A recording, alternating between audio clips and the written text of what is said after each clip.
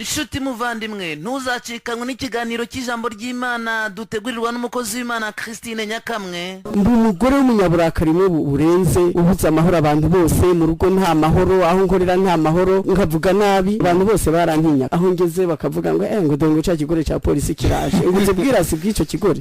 Naja nko muri banke ubashije kwinyegeza kanyinyegeza, naja aho tumesuza imyenda ubashije kunyinyegeza kanyinyegeza, kuko nagenda ntukanambabwira nabi cyane. Aho n'Imana yasanze mu rugo rwawe hari habuza amahoro n'umutware ntabwo araguye neza.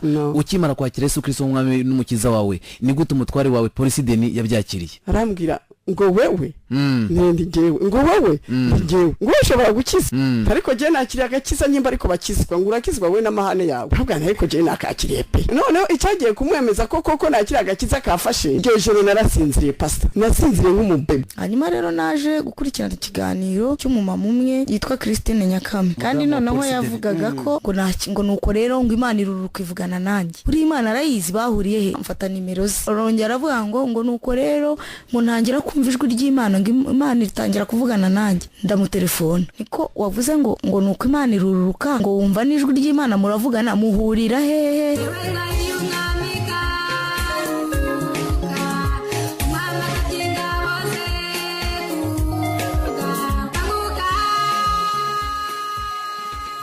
Nanjye mbashimira ku bwitange bwanyu bwa buri gihe bwo gutega amatwi ubutumwa bwiza bw'umwami wacu Yesu Kristo. Uno munsi umwami wacu Yesu Kristo yasubire kutugirira ubuntu bwo kutugaburira ijambo rye, kugira ngo adufashe kwitegurira ukuza kwe tutazasigara mu isi. Uno munsi turaja gushishikara kuganira ku butumwa Imana yampaye kubagezaho buduhamagarira gukanguka. Kuba tabashije gutega amatwi ibiganiro bya mbere 28 byatambutse kuri buno butumwa, twavuze ko gusinzira mu buryo bw'umwuka ko ari kwibagirwa Imana, ukayikura mu bitekerezo byawe, umutima wawe ugahugira ku bindi bintu cyangwa ku bandi bantu. Gusinzira ko mu mwuka ni ugutandukana n'Imana kubwo kuyimura mu mitima yacu, tukayimikamo ibindi bintu cyangwa abandi bantu nkatwe, ari byo bihinduka ibigirwamana byacu. Mu magambo make, umuntu usinziriye aba amaze gutakaza ubushobozi bwo kugendana n'Imana, aba yarateye Imana umugongo.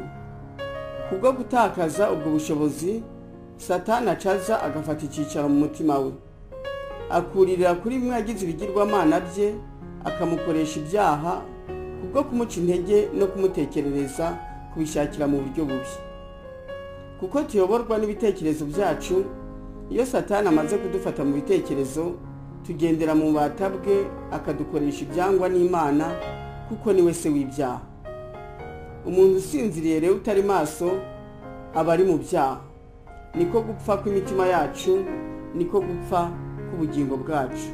Hano ni byiza ko twibukanya ko ibidusinzirije ko ari ibintu byose bituma tuva ku Mana, tukayimura mu mitima yacu, bikaba ari byo dushikamishaho ibitekerezo byacu.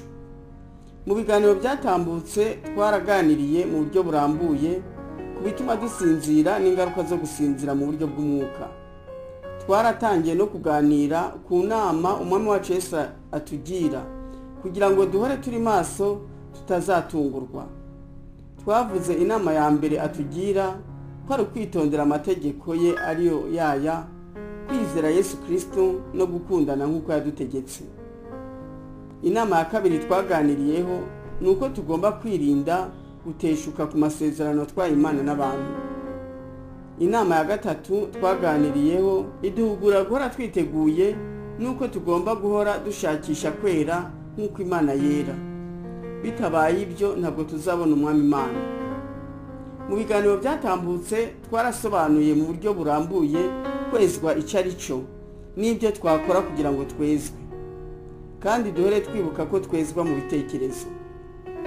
Musomye cya gitabo nandika cyitwa ngo dukizwa n'umuntu bw'Imana, mwasobanukirwa kurusha. Twanaganiriye no ku mpamvu abantu bakira agakiza ariko bakadindira, ntibigere batera imbere ngo bahinduke bezwe.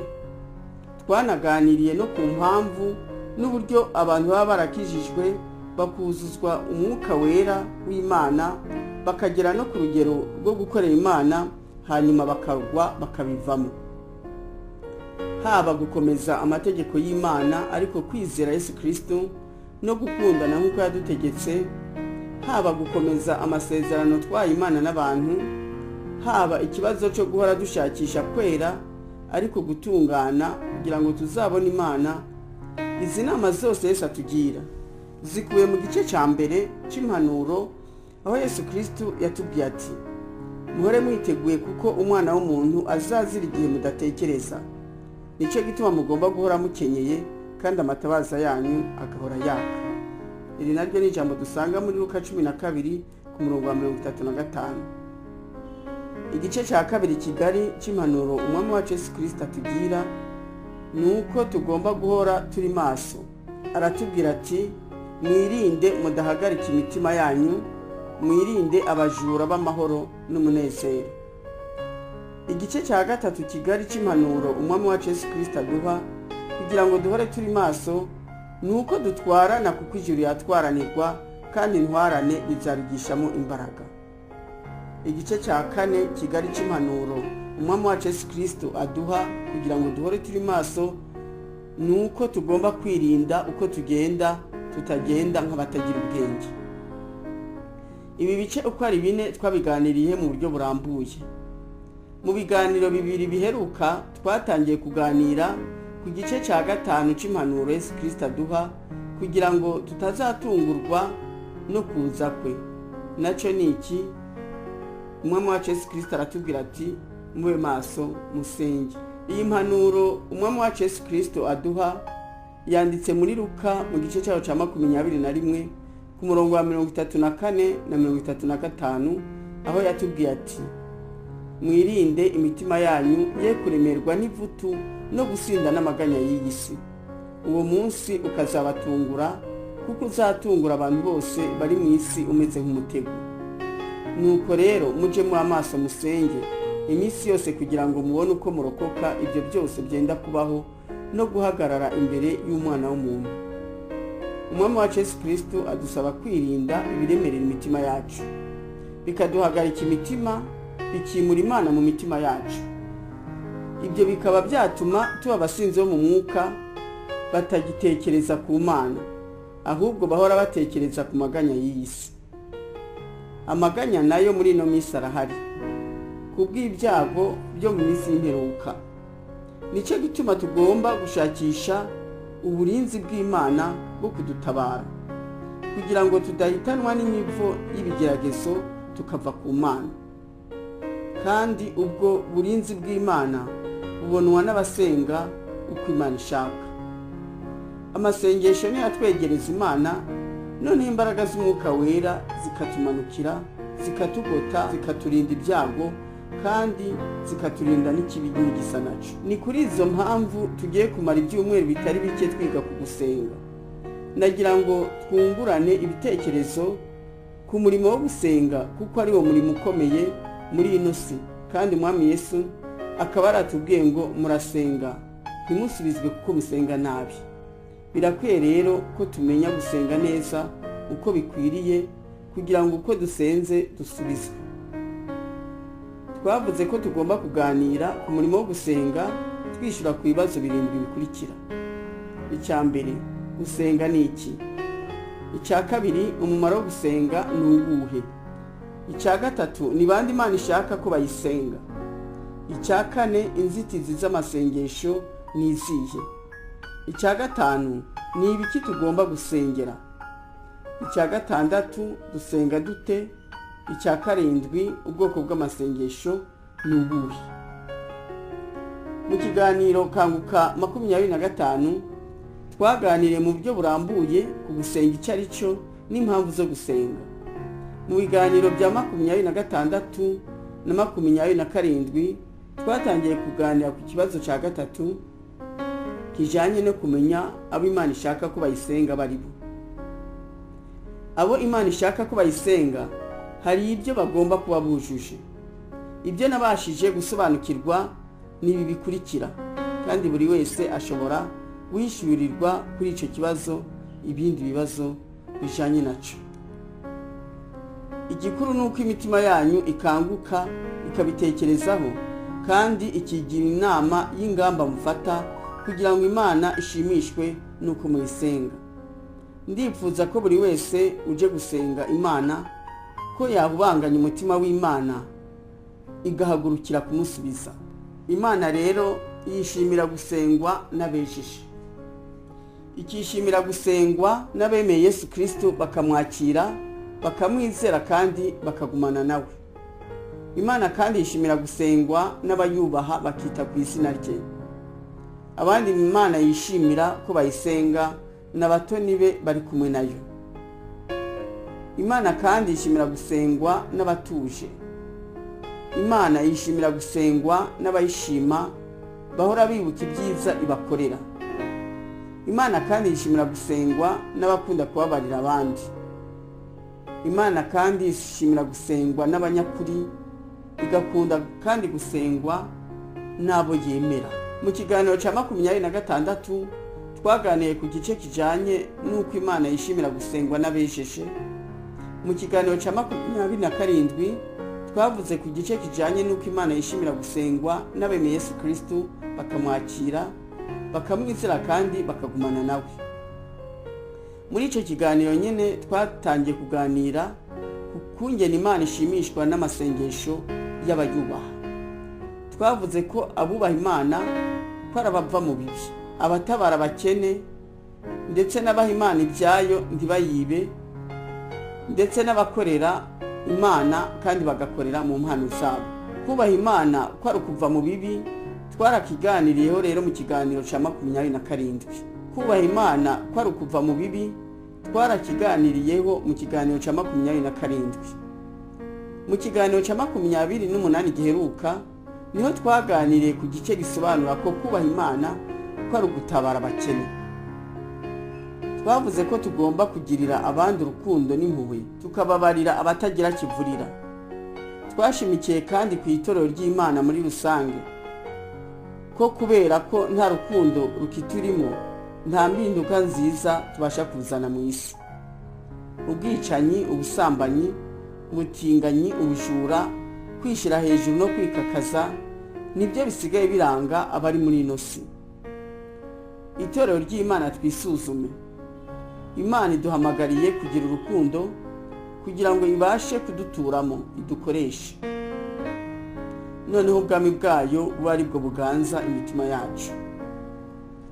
Ni naho tuzayisenga ikatwumva, ni naho tuzayiganiriza ikatwikiriza, nayo handi hoho izatwihorera itwima amatwi. Uno munsi turaganira ku gitekerezo kivuga ko umuntu wubaha Imana ko ari uyiha ibyayo, akirinda kwiba no kuriganya Imana. Kubaha Imana rero ni ukuyiha ibyayo tukirinda kuyiriganya. Muri Maraki 3 ku murongo wa 7 n'8 Uwiteka aratubwira ati, uhereye mu bihe bya sogokuruza wanyu muhora muteshuka, mukareka amategeko yanjye ntimuyitondere. Nimungarukire nanjye ndabagarukira, niko Uwiteka Nyiringabo avuga. Nyamara murabaza muti, tuzagaruka dute? Mbese umuntu yakwima Imana ibyayo? Ariko mwebwe mwarabinyimye. Nyamara murabaza muti, twakwimye iki?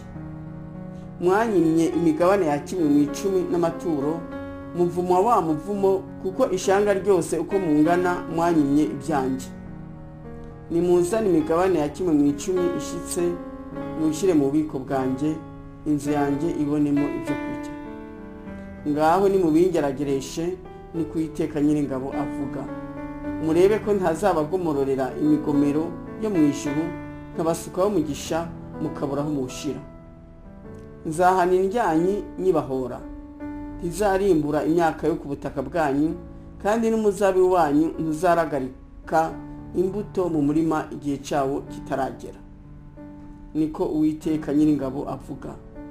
Kandi abanyamahanga bose bazabita abanyamahirwe, kuko muzaba igihugu kinezeza. Niko Uwiteka Nyiringabo abaza. Imana iradusaba ishimitse ko twayubahisha ibyayo yaduhaye kugira ngo itugire neza, iduhe umugisha utagabanije. Izaduha wa mugisha yadusezeranije mu gutegeka kwa 2 mu gice cyaho cya 28 kuva ku murongo wa mbere kugeza ku wa 14. Mu mategeko Imana yaduhaye kuyiha amaturo n'ibya 10 ni inshingano zacu. Ibi bituma Imana itwishimira ikaduhundagazaho imigisha. Iyo tuvuze iratwumva, iyo turisabye ihagurukira kudusubiza. Imana ni inyembabazi, ariko buriya uko igenza niko ikugenza. Nuyiha nayo izaguha, ariko nuyima nayo izakwima, ahubwo izatumura n'ibyo wari ufite. Uzavumwa wa muvumo uri mu gutegeka kwa 2 mu gice cyaho cya 28 kuva ku murongo wa 15 kugeza ku wa 68. Nutatinya iri zina ry'icubahiro riteye ubwoba, ari Uwiteka Imana yawe. Nagira ngo mbaho urugero rw'umugore ngo yahora aja gutura agatura ubusa, ngo yagenda apfumbase ubusa kugira ngo agaragaze ko yatuye nk'abandi. Ngo none hajya gusama inda, hageze ko abyara umwana arabura, abyara icuka. Noneho atangiye kurira ngo mbe Imana ibi n'ibicyo nkoreye. Imana iramwishyura iti kuko wampaye ubusa nanjye nguhaye ubundi. Ijambo ry'Imana rero ribitubwira neza muri Samuel wa 2 mu gice cyaho cya 22 kuva ku murongo wa 26 kugeza ku wa 28 riti ku munyambabazi uziyerekana nk'umunyambabazi, kutunganye uziyerekana nk'utunganye, kutanduye uziyerekana nk'utanduye, ku kigoryi uziyerekana nk'ugoramye. Abicishije bugufi nibo uzakiza, ariko igitsure canje kiri kubibona. Nagira ngo noneho twumvikane ku by'Imana itubwira ko twayimye ibyo ari byo. Iyo Imana itubwira ko twayimye ibyayo, umuntu wese akwiye kwibaza iby'Imana afite ibyo ari byo agomba guhamo Imana icya 10 n'amaturo. Akenshi iyo tuvuze ku gutanga icya 10 n'amaturo, abantu benshi bahita batekereza ku mafaranga bunguka ndetse no ku musaruro w'ibyo bahinga n'ibyo bakora. Ibyo nabyo birimo, ariko ntabwo ari ibyo byonyine. Hari ibintu dufite birusha agaciro n'ibyo ngibyo imbere y'Imana. Nicyo gituma hano twasobanukirwa neza ku buryo twakwitura Imana n'ibyo twayitura byose, ibyo ari byo byose, kugira ngo hatagira icyo dusiga inyuma bikababaza Imana. Kugira ngo tubashe gutambira Imana ibitambo bishyitse kandi yishimira, tugomba kumenya ibi bikurikira. Tugomba kumenya ko ubuzima dufite twabuhawe n'Imana. Niyo yaturemye, nta wundi muremyi ubaho atari Imana. Umwanya dufite wo kuba muri ino si twawuhawe n'Imana. Ubwenge n'ubuhanga dufite twabihawe byose n'Imana. Ubutunzi dufite twabuhawe n'Imana, iyo yonyine nta wundi. Ikindi tugomba gusobanukirwa ni uko Imana itagaba, iratiza. Igihe cyose rero Imana igomba gutirura ibyayo, tugomba kuyitirurira n'umutima mwiza, tutikakaza. Igihe kimwe Imana yarambwiye ngo mwebwe abana b'abantu mwaranshobeye, ngo mwebwe ubwanyu muri intizo, n'ibyo mutunze ni intizo, ariko ndaza ngo muntirurire ku byo nabatije mukabinyima. Twebwe abana b'abantu ndumva twarabaye banyamuzibira iyo biva. Tugiye noneho gusobanura kimwe ku kindi mu by'Imana yaduhaye, uburyo twayitirurira mu buryo bushitse tutayiriganya. Cyambere tugomba kwitirurira ni ubuzima dufite, kuko twabuhawe n'Imana. Kandi urebe aho Imana ikomereye kandi ifitiye uburenganzira bwo kutugenza uko ishaka. Iza kuturema ntiyigeze itugisha inama. Ababyeyi batubyaye ntitwabarobanuye ngo tubatoranye. Ibara ry'uruhu rwacu ntitwarutoranije. Igihugu twavukiyemo ntitwagihisemo. Ntitwahisemo kuba barebare cyangwa bagufi. Ni byinshi kandi byose ni Imana yabiduhitiyemo. Twisanze ari uko turi. Kandi igihe Imana izashakira kurangiza ubuzima bwacu muri ino si, nta nama izatugisha. Ni nayo mpamvu tugomba kubaho twubaha Imana, kuko ari ifite ubuzima bwacu mu biganza bwayo, mu biganza byayo. Ishobora kudukoza icyo ishaka.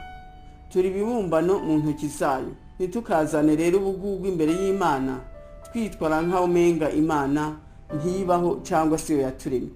Imana ija kurema umuntu yamuremanye umubiri n'umutima, kandi hari impamvu. Imana ni urukundo, kandi Imana yaturemye idukunda cyane. Nicyo gituma impamvu ya mbere yaturemeye ni uko tuyibera abana nyakuri, tukayiberaho, tukayikunda kurusha byose na bose, kandi tukayikundisha umutima wacu wose, imbaraga zacu zose n'ubwenge bwacu bwose. Ibyo rero biradusaba kwiyegurira ngo iture mu mitima yacu, kandi ikoresha imibiri yacu uko ishaka, niko kuyigaragariza urukundo. Ituro rya mbere Imana yishimira ni imitima yacu. Imana iradusaba ishimitse gukura mu mitima yacu ikintu cyose twararikira kigatuma tuyimura. Imana ntabwo ibangikanywa, nicyo gituma kugira ngo tubane nayo tugomba gukura muri twe ibitekerezo byose biterekeje ku Mana no ku ijambo ryayo. Ibintu byose bituma imitima yacu idahama hamwe ku Mana, ahubwo igahora ijarajara, tugomba kubyikuramo. N'igihe cyose ibitekerezo bihindukire ku kindi kintu cyangwa ku wundi muntu, tugomba kwigarura vana bwango tubigarurira Imana. Impamvu nyamukuru Imana idusaba imitima yacu ngo tuyimuharire ni uko kubera ko imitima yacu ariyo cyicaro cy'ibitekerezo byacu, tukaba tuzi ko ibitekerezo byacu ko ari byo bituyobora. Nitutarekurira imitima yacu Imana, ntabwo izabasha kutuyobora. Imana nitutayiharira imitima yacu, umwanzi azaza dufate ku ngufu, aba ari we wicara mu mitima yacu atuyobore. Umuntu wese agomba kumenya uwo yahariye umutima we uwo ari we, kugira ngo amenye n'umukoresha we uwo ari we.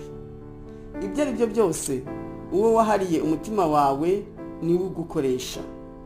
Ibi bitwereka ko nimba ushaka kuva mu bibi ugakora ibyiza, ugomba guharira Imana umutima wawe. Ni ukuvuga ko ugomba guharira Imana ibitekerezo byawe. Mu buryo rero bufatika, ituro rya mbere Imana igushakaho ni uko uyifungurira umutima wawe, ikaba ariyo utekerezaho amanywa n'ijoro, ukayitekerezaho yo n'ijambo ryayo, ukibwira ijambo ryayo amanywa n'ijoro, kandi ukabaho ubuzima bwawe bwose uganiriza Imana mu mutima wawe amanywa n'ijoro. Mu byahishuwe mu gice cyaho cya 3 ku murongo wa 20, Umwami wacu Yesu Kristo yatubwiye ati, dore mbagaze ku rugi ndakomanga. Umuntu niyumva ijwi ryanjye agakingura urugi, nzinjira iwe dusangire. Ni ukuri nukingurira Yesu Kristo umutima wawe, ugahora umutekerezaho amanywa n'ijoro, azinjira musangire ibitekerezo. Azagutekerereza ibyiza, agukuremo ibitekerezo bibi byakubamo, bigatuma ingingo z'umubiri wawe uzikoresha imirimo yo gukiranirwa, noneho ahubwo uzakora imirimo yo gukiranuka. Ituro rya kabiri Imana yishimira ni imibiri yacu. Ingingo zose z'umubiri wacu tugomba kuzegura Imana ikazikoresha. Nta rugingo na rumwe rugomba gusigarizwa Satani.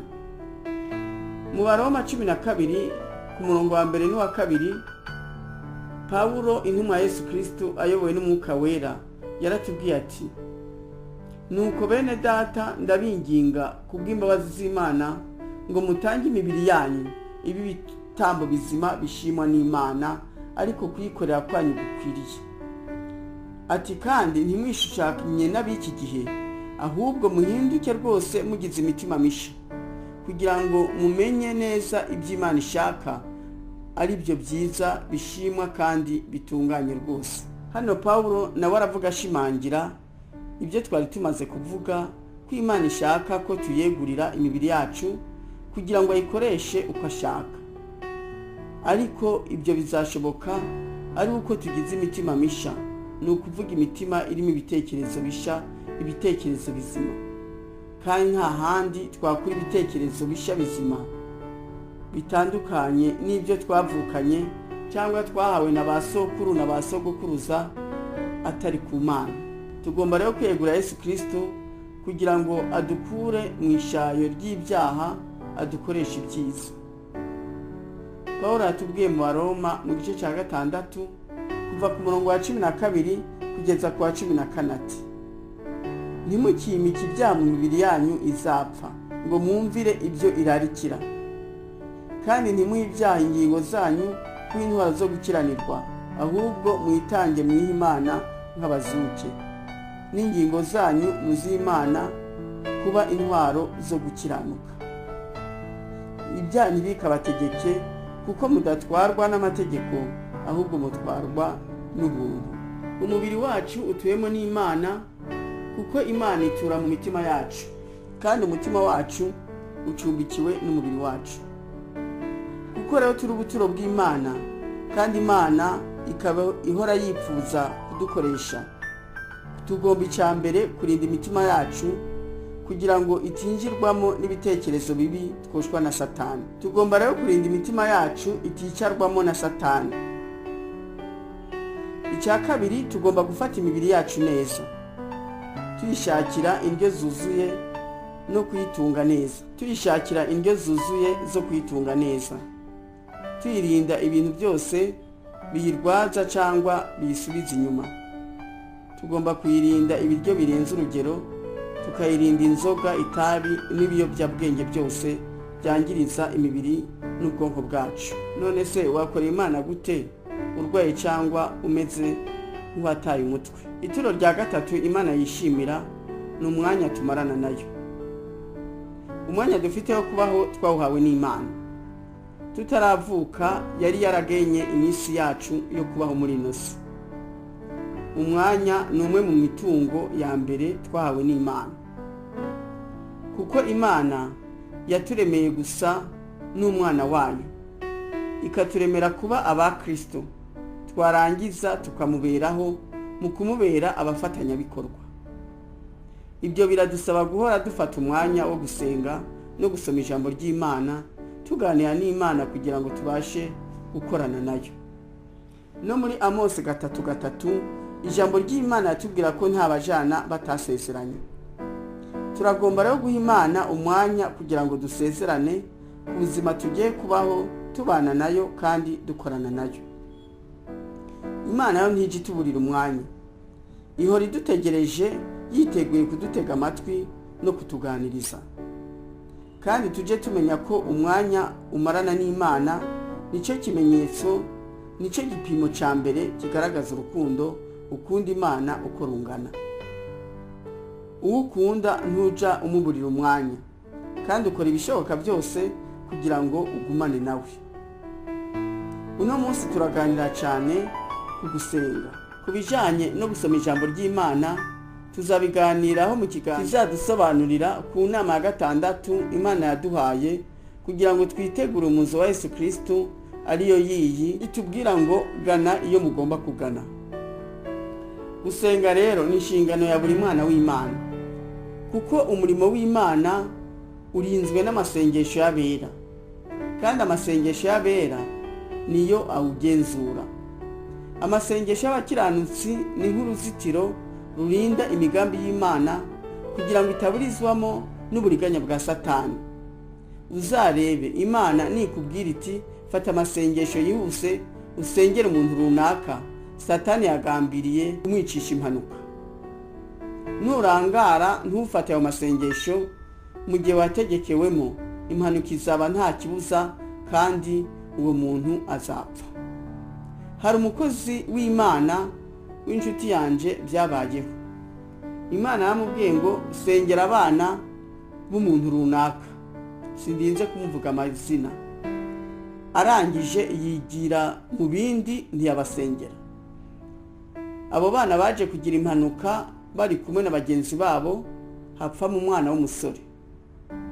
Uwo mukozi w'Imana yihanyarira, yabuze amahoro kandi ataca kibasha gukora. Iyo asenga iyo mpanuka yari guhagarara kandi niyiba ntabwo yari kubyara ibibazo. Nabaha n'izindi ngero ebyiri ku byambayeho. Umunsi umwe umutware wanjye yari agiye hanze mu mirimo y'akazi. Buca agenda Imana irambwira ngo ukiva kumuherekeza uca ufata amasengesho yihuse umusengere, n'ahandi hoho hazagaruka umurambo. Nk'uko Imana yambwiye, navuye kuri aeroporo nshikira mu cyumba cy'amasengesho ndamusengera.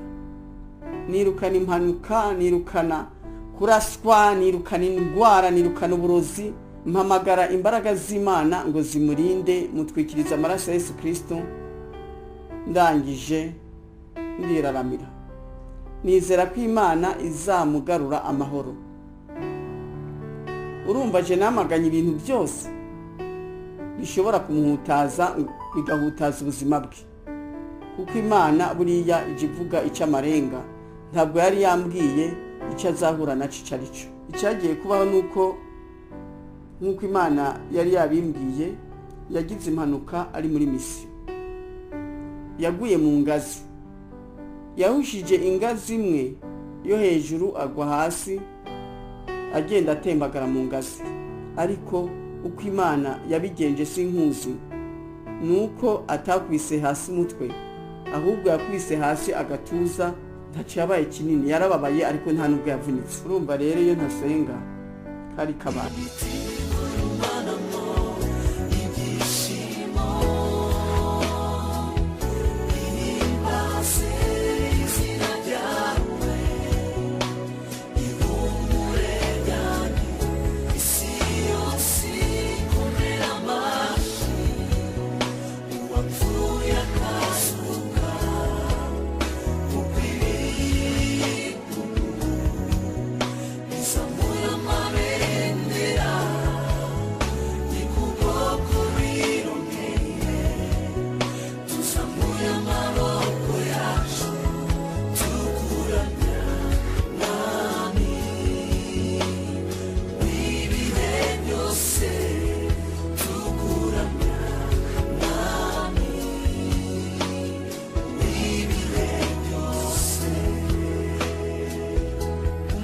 Ikindi gihe Imana irambwira ngo ufata amasengesho y'iminsi 3 kandi wihuse.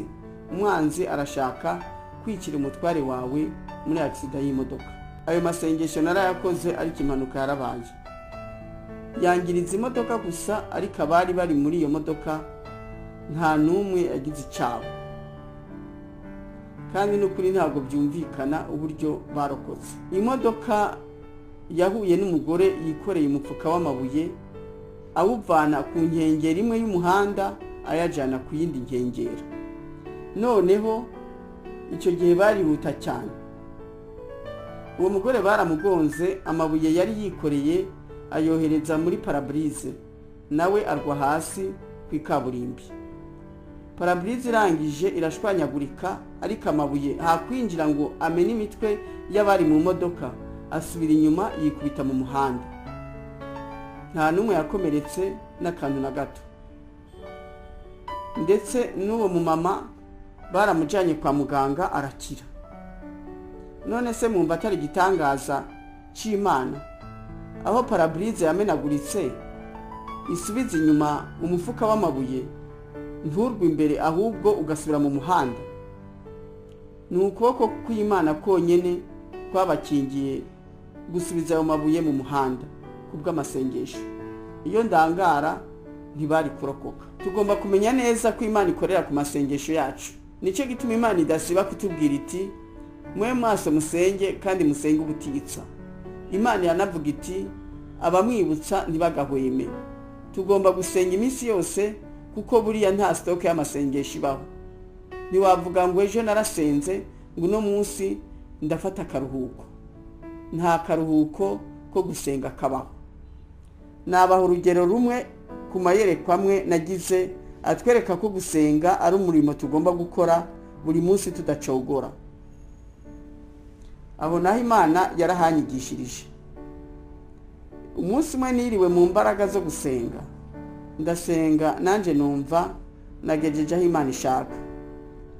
Iryo joro nararyamye ndonta mfite umwana w'umukobwa ubyibushe mwiza cyane, uri unsekera. Umunsi ukurikira niriwe mu mirimo myinshi intwara umutima, mbese nta nubwo uwo munsi nigeze ntekereza ku Mana. Icyakurikiriyeho nuko nagiye kuryama, ndangije ndota ndi konsa akana kanambye cyane, ubona umenga kagiye kuvamo umwuka. Kuboba batazi, umwana muyerekwa ni ikimenyetso cy'umwuka wera. Birumvikana ko umunsi nari nahaye Imana umwanya ngasenga, nari nuzuye imbaraga z'umwuka wera, nari kumwe n'Imana. Nicyo gituma yanyeretse ko mfite umwana munini kandi unezerewe useka. Ariko umunsi umwe gusa wakurikira, nta nubwo ari iminsi 2 cyangwa 3, nabaye kure y'Imana, nari mfite umwana ugiye gupfa. Nukuvuga ngo umwuka wera w'Imana muri nje wari wigendeye. Nukuri tugomba guhora turi maso dusenga. Imana irashaka gukora ibikomeye, ariko ntibikora kuko ubwoko bwe budasenga neza kandi ngo busenge uko bukwiriye. Imana ihora itegereje ugushaka k'umuntu ku mugambi runaka ishaka gukora. Iyo Imana itabonye umukiranutsi runaka n'umwe ufite umutwaro ku mugambi we runaka, irawihorera. Imana rero ugasanga igaragaye nk'iyaneshejwe muri uwo mugambi. Ariko noneho icyo twamenya nuko Imana itaneshwa, ibigishakisha umufatanyabikorwa wayo kandi yitayeho umugambi we. Nicyo kimwe n'amasezerano duhabwa n'Imana. Hari abahabwa amasezerano n'Imana barangiza bakicarira bategereje ko asoza. Babona bitinze bagatangira kwitotomba. Nimba udakoze icyo ugomba gukora ngo usengere amasezerano yawe, umwanzi azazana imitego ye ayarwanye, nureba nabi azaburizwamo. Byose rero tumenye ko bituruka mu masengesho. Ibyo ari byo byose, amahoro, ubuzima bwiza no gukizwa kw'imitima yacu, kw'imiryango yacu, kw'itorero rya Kristo, kw'ibihugu byacu, kw'abari mu isi yose, bituruka mu masengesho. Nimba udasenga ukabona ibintu byawe bigenda neza, mukabona Imana iguha agakiza, akenshi utazi iyo byerekeza, nk'uko jewe nari imeze. Igihe Imana yangiriye ubwo buntu ikampa agakiza, uzamenye ko hari umuntu cyangwa abantu waba utanazi bagusengeye. Niyo baba batatuye amazina yawe, basengeye abantu bose mwari musangiye ibibazo, nawe uraboneraho. Dutanze urundi rugero rufadika. Intumwa y'Umwami wacu Yesu Kristo, Paulo, yakijijwe n'isengesho Stefano yasenze agiye gupfa. Bamwicishije amabuye kubw'izina rya Yesu Kristo.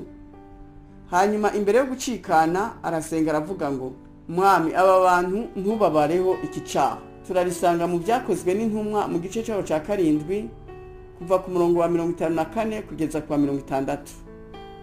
Icyo gihe Sawuli ariwe waje kwitwa Paulo, yari mu bagambaniye Stefano, anejeje cyane nuko yishwe. Ubwoko butari mu mwuka wo gusenga ni ubwoko butagira kazoza nziza, kuko nta n'ibitekerezo bizima bashobora kugira byabageza ku byiza. Kuba badasenga, umwuka wera w'Imana wo kubatekerereza ibikwiriye uburi kure yabo. Dasenga ni ukwirenganya mu byo dukora no mu byo dutekereza, kuko ibyo dukora byose bidakomotse mu masengesho ngo biherekezwe nayo, ntabwo bizatera imbere ngo birame. Buriya mu masengesho niho dufatira ingamba, niho dusezeranira n'Imana, tukayisezeranya uko tugiye gukora n'icyo tugiye kubaco, ndetse n'intambwe tugiye gutera mu mihindukire yacu kugira ngo duse na Yesu Kristo. Iyo tugaragaje ugushaka kwacu mu masengesho, Imana ihagurukira kudufasha no kudushoboza. Amasengesho atatugeza ku gufata ingamba imbere y'Imana ntaba ari amasengesho y'imbaraga, ntaba ari amasengesho avuye ku mutima urimo ukuri. Ntabwo wasengera ukwaguka k'ubwami bw'Imana ngo uve imbere y'Imana atacu yisezeranije ugiye gukora kugira ngo uwo mugambi usoze. ugomba kubwira Imana ibuye ugiye gushyiraho iryo ari ryo. Ntabwo wahora usengera abakene ngo uve imbere y'Imana utayibwiye ku kintu na kimwe ugiye kubakorera. Ntabwo wasengera iterambere ry'igihugu kandi wirirwa wiba imisoro, kandi udafata n'ingamba y'icyo wakora kugira ngo nawe ugiteze imbere. Nimba atari ko ubigenza, niwihane kandi usezeranye Imana ko ugiye gufata ingamba z'icyo wakora igihe cyose ugiye gusenga. Icyo ugiye gusengera cyose, reba uruhare wabasha kubigiramo kugira ngo bisoze. Nusanga hari icyo wabasha gukora, haguruka vuba na bwango ugikore. Imana izahera aho ngaho ikora ibitangaza.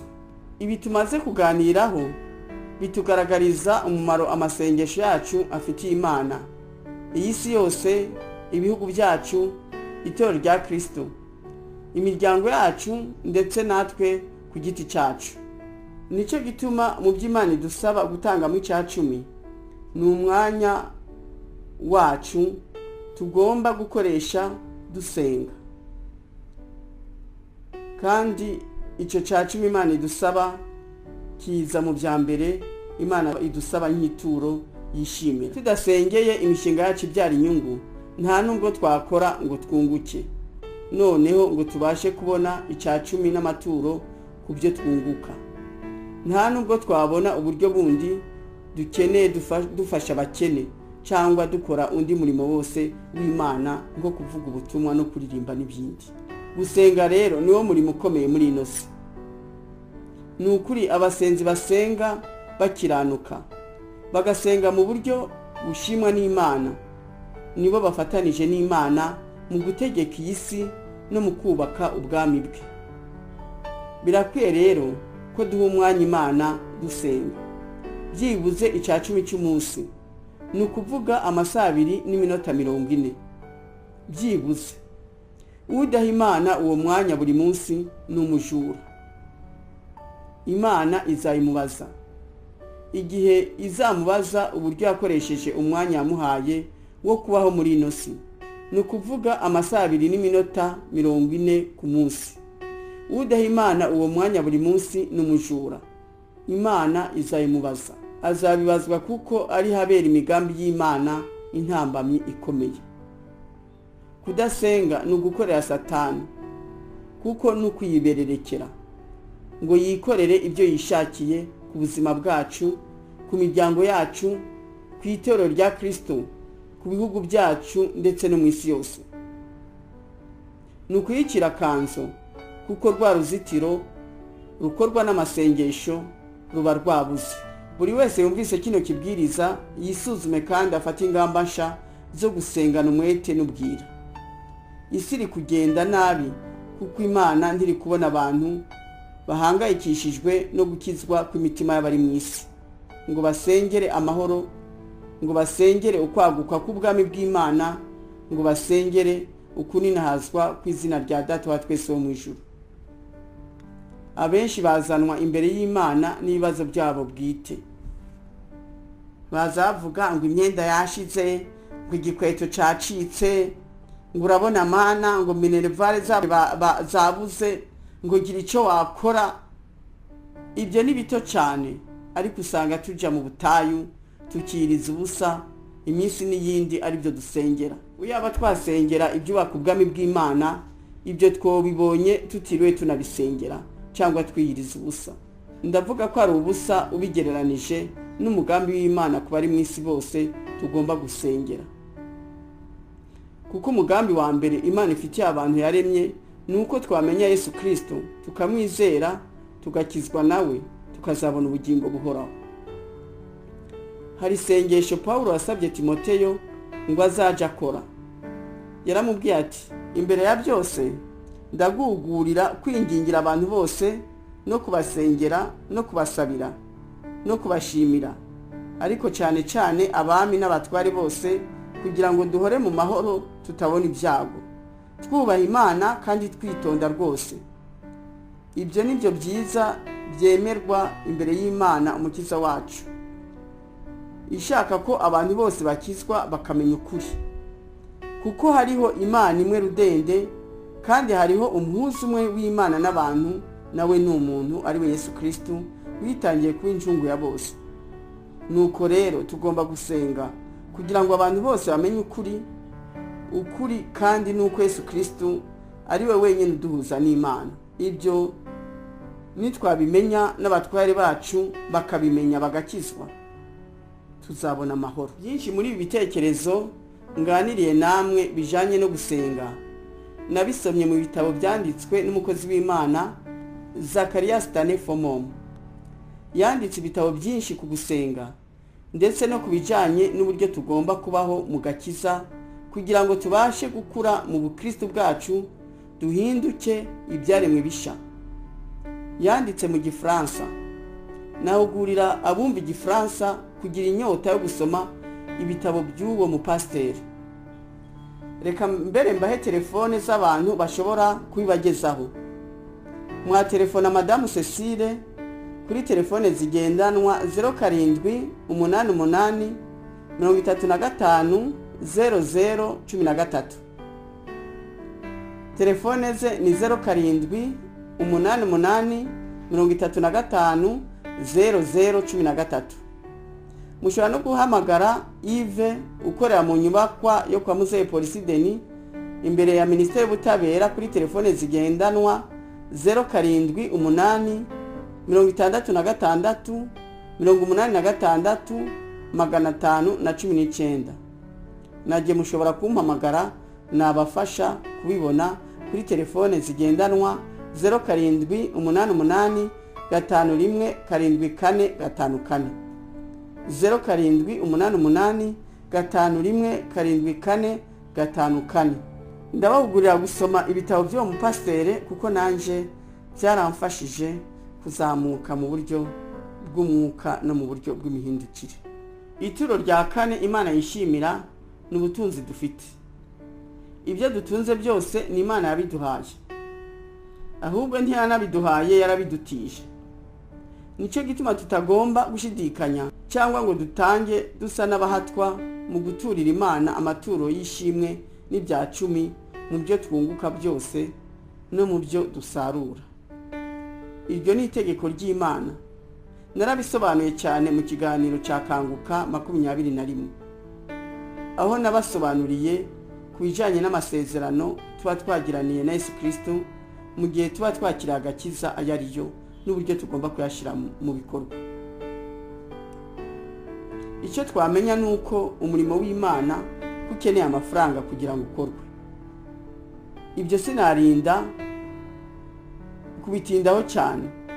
Murabizi ko amasengero yubakwa n'amafaranga, ibyuma bakoresha mu masengero, abavuga butumwa bakenera amatike yo kujya kuvuga ubutumwa bwiza iyo bagiye kure, abanditsi b'ibitabo bakeneye amafaranga yo kwijana mu macapiro n'ibindi ntarinze kudondagura. Ikindi kandi tugomba no gukora ku by'Imana yaduhaye dufasha abatishoboye. Uyu nawe n'umurimo w'Imana yishimira, kuko buriya Imana yikora imitwaro y'abantu bose, niwe yikoreye ubukene bwacu.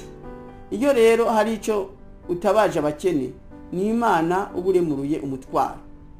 Na Yesu Kristo yavuze ko icyo tuzakorera abana bato cyose niwe tuzaba tugikoreye. Ikindi ni mu nyungu zacu w'Imana ibyayo, ni nko kubyohereza mu ijuru.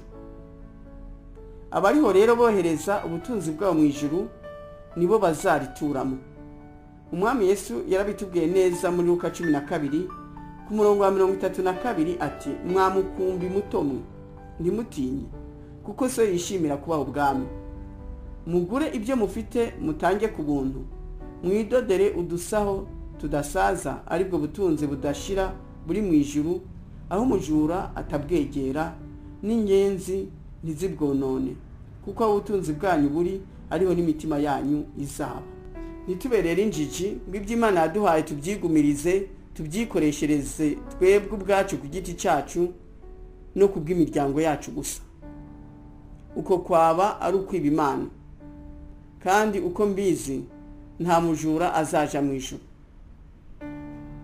Pawulo yarihanangirije abatunzi mu ibaruwa rya mbere yandikiye Timoteyo mu gice cya 6 ku murongo wa 17 kugeza ku wa 19 aho yababwiye ati wihanangirize abatunzi bo mu by'iki gihe kugira ngo be kwibona cyangwa kwiringira ubutunzi butari ubwo kwizigirwa, ahubwo biringira Imana iduha byose itimana ngo tubinezerererwe, kandi bakora ibyiza, baba abatunzi ku mirimo myiza, babe abanyabuntu bakunda gutanga, bibikira ubutunzi buzaba urufatiro rwiza mu gihe kizaza, kugira ngo babone uko basingira ubugingo nyakuri. Nuko rero utazakoresha iby'Imana yamutije kubw'inyungu zayo, nta bugingo buhoraho azabona, ahubwo akiri no muri ino si azahura n'akaga, kuko ibyo afite n'intizo si ibye bwite nk'uko twari twabivuze. Agomba rero kubikoresha nk'uko Imana ibimusaba mu nyungu z'Imana n'abandi bantu. Ijambo ry'Imana riri muri Yeremiya mu gice cyaho cya 17 ku murongo wa 11 ratubwira ngo umuntu wirundanyaho ubutunzi bw'amahugu ni nk'inkware ibundikira amagi tateye, ubwo butunzi buzamusiga agabanijemo kabiri iminsi yo kubaho kwe, hanyuma azamupfapfa. Urumva rero nta mahoro umuntu azagirira mu butunzi adasangira n'abababaye kandi adakoresha kubwo kubaka ubwami bwa data.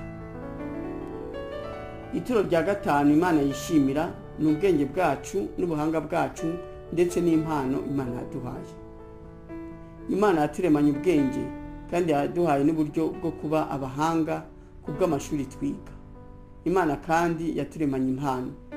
Imana ikidusaba ni ugukoresha ibyo bintu yaduhaye atari kubwo gushaka imibereho yacu gusa, ahubwo tugomba kubikoresha kubwo kubaka ubwami bwa data. Twariho rero tuganira ku kintu cya 3 kigaragariza Imana ko tuyubaha, kugira ngo nituyisenga idutege amatwi kandi ihagurukire kudusubiza.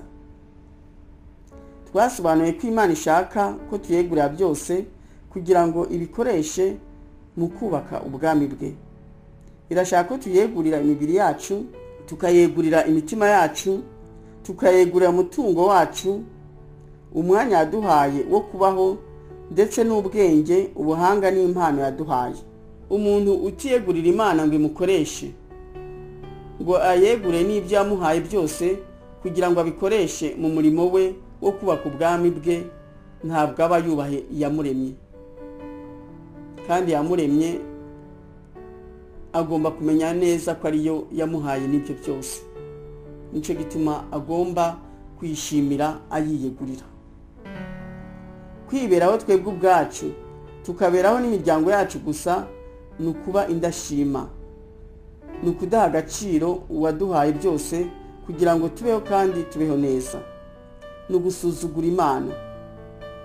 Numva narangiza mbabwira iyerekwa umuntu umwe yagize byanyigishije nanje kukwitanga mu gukorera Imana ntiziganya. Ngo hari mu masaha 6 z'amanywa azabona ahagaze imbere y'inzu yo kwa Rubangura mu mujyi. Urabona ko haba hari abantu benshi bagenda banyuranamo n'imiduga myinshi. Noneho we yisanze ari wenyine, nta n'inyoni ikacira. Aribaza ati byagenze gute izi saa ko nta muntu n'umwe ari muri uno muhanda? Aribaza ati ubwo Yesu ntiyaba yagarutse gutora itorero rye nkaba nasigaye? Aribwira ati reka nzamuke kuri Saint Michel, ninsanga hakinze ata muntu n'umwe arimo ndamenya ko Yesu yansize. Yarazamutse nk'uko yabitekereje, asanga hafunze n'ingufuri. Arangije biramuyobera asubira inyuma. Ageze kuri rompwe yo mu mujyi ahasanga umusore ngo mwiza cyane ahicaye ngo yambaye imyenda yera. Arangije aramuhamagara ngo nakawe. Yamuvuze mu izina nuko je ntashobora kumuvuga mu izina hangaha. Nawe aritaba ati Karame. Aramubaza ati mbe uri kuraja hehe? Aramubwira ati nanjye simbizi. noneho uwo musore ngo aramubaza ati mbe waratabaye abana bo muri Darfur? Uwundi atoya, ati je simbazi, ati je natabaye gusa abo mu muryango wanjye gusa. None hacarakanguka. Urumva rero mu buzima bwacu tugomba gukorera Imana, kandi kuyikorera no gukorera abantu, dukorera abo tuzi nabo tutazi, dukorera abo mu muryango wacu ndetse nabo tutigeze tumenya. Harabangiriza ubuzima bwabo mu kwinezereza gusa. Abo ngabo nababibira mu mubiri kandi amaherezo yabo ni ukurimbuka. Tugire rero kwirinda no kwitanga kwinshi mu guhora dutekereza ku bandi no ku murimo w'Imana. Imbere yo kurangiza, reka mbagezeho ubutumwa Imana yampaye kubagezaho. Umutwe w'ubutumwa n'uyu: musenge kandi mugume mu ijambo ryanjye, isaha y'impanda irageze. Imana ituvugishije muri amagambo iti, ndi Imana ya Isaka na Aburahamu, sinigeze mpinduka kandi sinzigera mpinduka. Ubu butumwa bugenewe ubwoko bwanjye. Igihe cy'impanda kirageze. Ni igihe cyo kunshakana umwete, ni igihe cyo kungira uwa mbere, kuko umugabo cyangwa umugore hamwe n'abana, imigambi hamwe n'inshuti mufite, sije wabibahaye.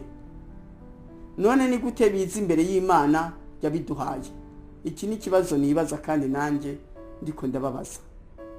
Mwicishe bugufi muri byose, kandi ntimwibagirwe kwitegeko rya mbere ko ari ukunkunda n'umutima wanyu wose n'ubwenge bwanyu bwose, kandi kunkunda mukandutisha byose na bose bigaragazwa n'umwanya mumpa. Murashaka gutera imbere gute ata mwanya mumara imbere yanjye? Ni munsenge, mumpimbaze kandi mungarukire. Imitima yanyu iri kure, yatwawe n'ibibateye ubwoba, yatwawe n'irari ribabamo, yatwawe n'icubahiro cyanyu muri kwishakira. Bari hehe abiheba bakitanga? Mwibagirwe nzabibuka. Ntimukikunde mu ngamba mufata, mujye muhitamo ubushake bwanjye. Ni iki nakora kandi? Icyakora ibyo bisaba ko muba munzi kandi ndi mu ijambo ryanjye, kandi abazaguma mu ijambo ryanjye nzabana nabo. None se mwibaza ko mwatura mu ijambo ryanjye gute? Mukurisoma kandi mukaryibwira amanywa n'ijoro. Ijambo rizahoraho iteka ryose, kandi niryo ribamenyesha ubwiza bwanjye. Mu gusenga, mu kwiyiriza ubusa, mufate urugero kuri Mose, Daniel, Nehemiya ndetse n'umwami wanyu Yesu Kristo, mu gushyira mu bikorwa ibyo Bibiliya ibasaba gukora. Muzatura kandi mu ijambo ryanjye, mu kwiyiriza ubusa ndetse no mu gushyira mu ngiro ibyo Bibiliya ibategeka. Umwami wacu Yesu Kristo aduhamagariye gusoma ano magambo ari muri Bibiliya ngo tuyasome twitonze, kugira ngo dukomeze dusobanukirwe na buno butumwa. Musome Yohana igice cy'umunani kuva ku murongo wa 30 kugeza ku wa 32. Musome Matayo igice cya 6, icya 7 n'icya 8. Musome ibaruwa rya mbere ryanditswe na Petero igice cyose cya 3. Mwongere musome muri Luka igice cya 22 kuva ku murongo wa 40 kugeza ku wa 46. Telefone zanje ni 0788 517454, 0788 517454. Email yanje ni christineNyakamwe@gmail.com, christineNyakamwe@gmail.com. Nagira ngo abipfuza izi nyigisho kuri email kugira ngo babashe kuzisomera, ndetse n'abashaka kwisomera ibitabo nanditse ko banyohereza email zabo.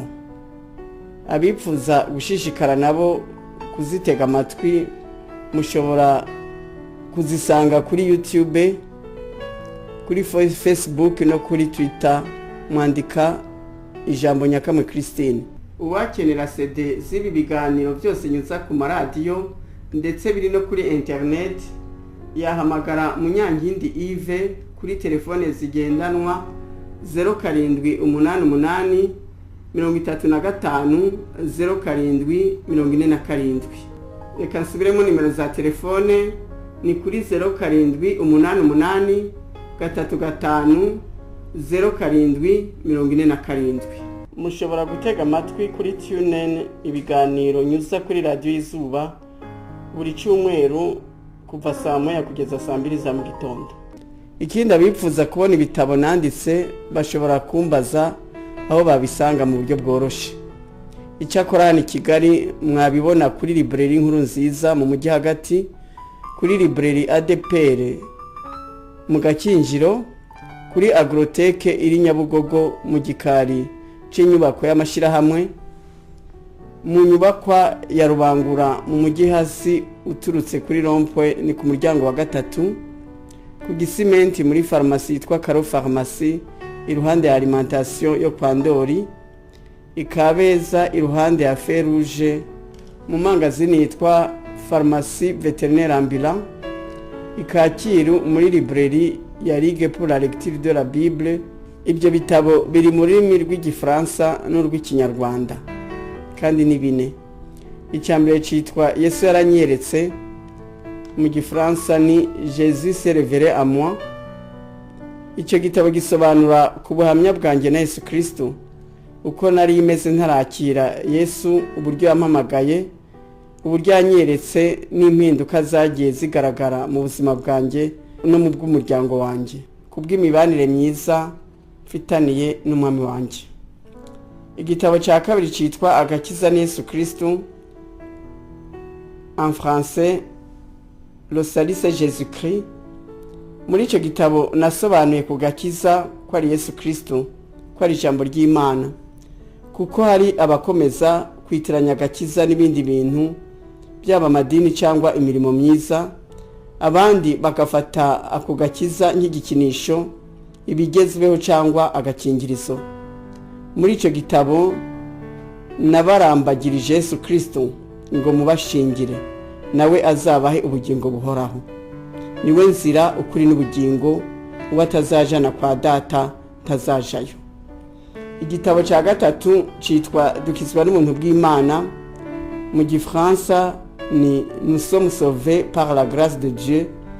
Ni igitabo kitwigisha ku nkomoko y'icyaha, ko ari ukwikunda gutuma tutanyurwa, noneho tugahora twipfuza amaherezo tukararikira. Irari niryo ridushukashuka rikadukoresha ibyaha by'ubwoko bwose. Icyo gitabo kitwigisha uburyo twareka kuzura irari, ahubwo tukuzura umwuka wera, tukavuka ubwa kabiri, tukaba abana b'Imana nyakuri.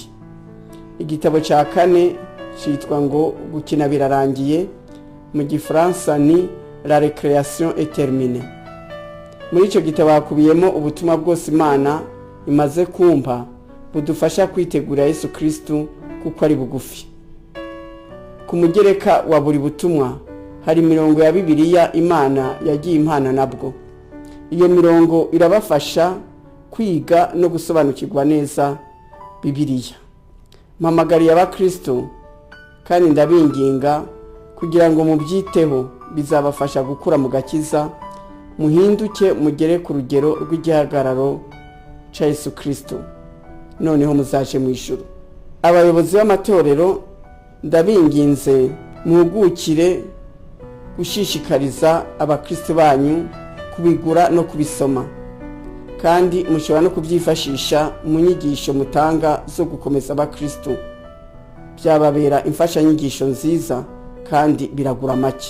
Igitabo kimwe Kinyarwanda kiragura amafaranga 500 y'amanyarwanda, Ikigifaransa nacyo kiragura amafaranga 1000 y'amanyarwanda gusa. Imana rero ikomeze kubampera umugisha. Amen. Wumva byose ari byiza, ntacyo wigera utinya namba, ibyiza n'ibibi uti birandeba, ibyiza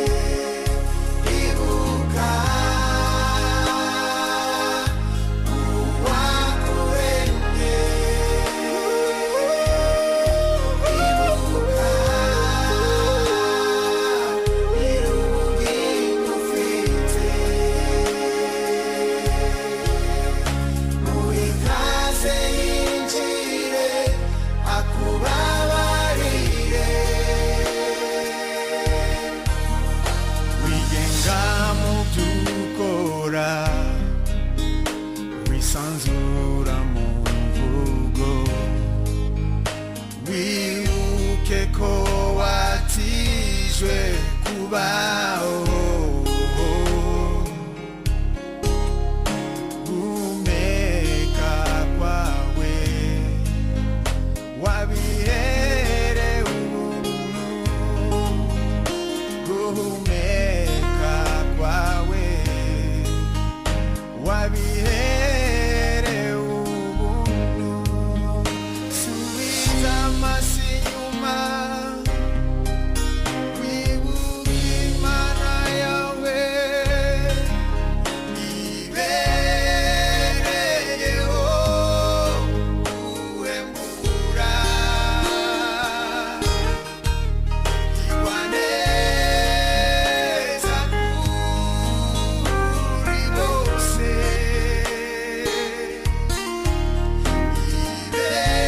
ibereyeho guhembura igwa neza kuri bose ni nziza ibuka uwagukunze ibuka uwakuremye ibuka irubwira ufite muri kaze yinjire akubabarire ibuka uwagukunze ibuka uwakuremye ibuka irubwira ufite muri kaze yinjire akubabarire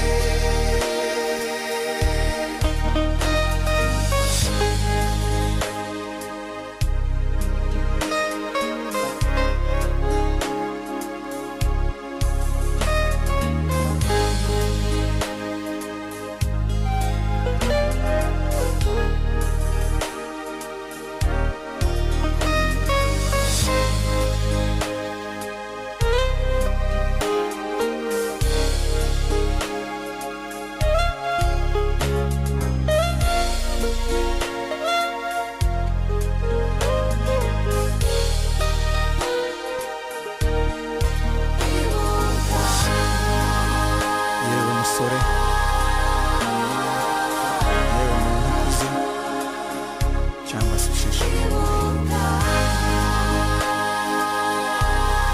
iyi si urimo irimo byinshi kandi byose bizahinduka ubusa ntibizibuka ukundi ubwiza n'ubutunzi sibyo bizakugoboka mu minsi y'amakuba sibyo bizaguherekeza ahubwo uzaherekezwa n'umuyoboro mwiza uzaba warakoze uwiteka imana yawe uhoraho usumba byose yakuremye azi impamvu yakuremye agufitiye umugambi ukomeye